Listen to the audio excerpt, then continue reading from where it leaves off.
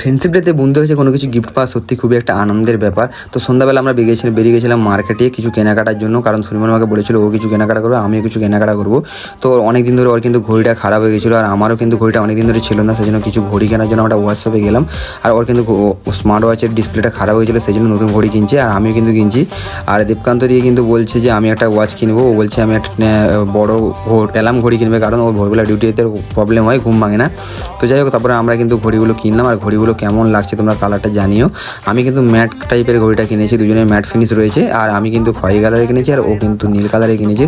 দুটো ঘড়ি কিন্তু আমি চুজ করেছিলাম, কেমন লাগছে তোমরা কমেন্ট করে জানিও। আর ঘড়িটা কেন কিনছি, কারণ আমরা কিছুদিন পর কিন্তু একটা ট্রিপে যাচ্ছি, তো সেই জন্যই আমরা ঘড়িগুলো কিনছি, তোমরা নেক্সট ভিডিও দেখতে পাবে অবশ্য।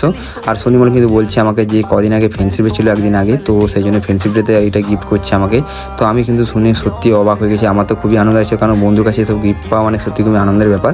তো বন্ধু আমাকে গিফট করেছিল। তারপর আমরা চলে গেলাম আরও কিছু শপিং করার, যেহেতু আছে ও ড্রেস কেনার জন্য চলে গেছিলাম দাদার দোকানে।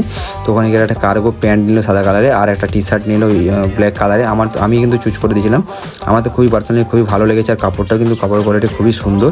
যেহেতু ঘুরতে যাবে, আমি তো কিছুদিন আগে ঘুরতে গেছিলাম কেদারনাথ, তো আমার ড্রেস অলরেডি কেনাকাটা হয়ে পড়েছে সব কিছু শপিং, ওর তো কেনাকাটা নেই, তো সেই জন্যই ও আমার প্যান্ট কিনলো। আর আমরা কিন্তু চারজন যারা দীঘা গেছিলাম তারা একসাথে কিন্তু এবারে যাবো, খুবই কিন্তু মজা হবে ভিডিওতে, ভিডিও তোমরা এসে তোমরা দেখতে হবে অবশ্য। তারপর আমরা কিন্তু ওখানে কেনাকাটা করলাম, আর এখন বাজে রাত্রি 9টা, তো এবার বাড়ি যেতে হবে অবশ্য। তো আর কিছু খাওয়া হয়নি সন্ধ্যাবেলা, আমাদের টিফিন করা হয়নি।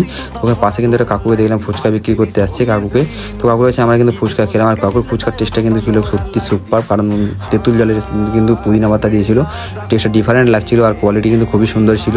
তো আমরা এভাবেই আমরা খাওয়া দাওয়া করলাম, এবার কিন্তু যাবো আমরা বাড়ি। আর এরকম যেটা যদি মিনি ব্লগ তোমরা দেখতে চাও, তো প্লিজ পেজটাকে ফলো করে রাখো, ইউটিউব চ্যানেলকে সাবস্ক্রাইব করে রাখো। তো আজকের মতো টাটা।